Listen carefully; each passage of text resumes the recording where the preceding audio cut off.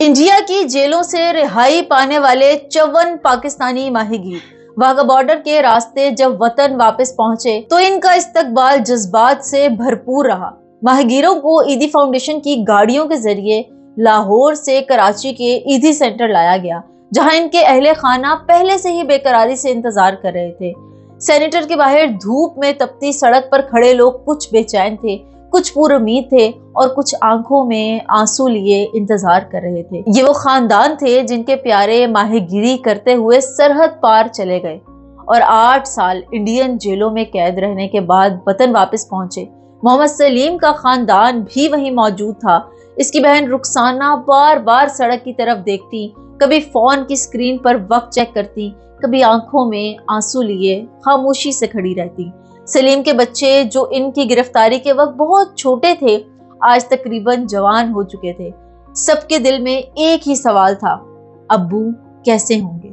रुखसाना ने इंडिपेंडेंट उर्दू को बताया कि सलीम के 6 बच्चे हैं जिन्होंने इनकी गैर मौजूदगी में बहुत कड़ा वक्त देखा। हालात इतने बिगड़ गए कि इनकी बीवी ने नौकरी करके बच्चों की परवरिश की, लेकिन आज के दिन ने सब दुख धो दिए। रुखसाना के मुताबिक हमने रोजाना एक एक दिन इनकी याद में गुजारा।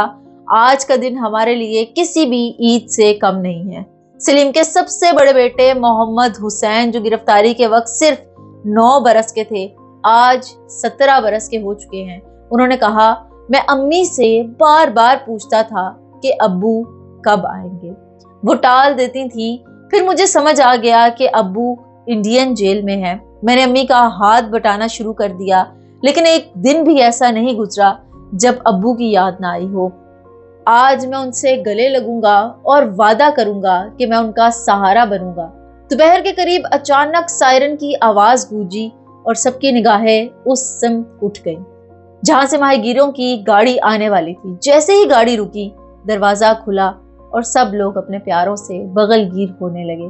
सलीम को देखकर उनकी वालिदा खुशी से बेहोश हो गई। सलीम ने बताया कि उनकी 8 साल बाद वापसी अपने वतन हुई है। वो अपने बच्चों, खानदान से मिलने की खुशी में 3 दिन से सो नहीं सके।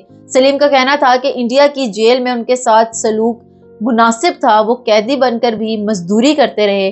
वक्त गुजरा, दिल में हर पल घर का ख्याल तस्वीर लिए जिंदा रहे। ईदी तर्जुमान मोहम्मद अमीन ने बताया कि हर साल ईदी फाउंडेशन माहीगीरों की रिहाई के अमल में अहम किरदार अदा करती है।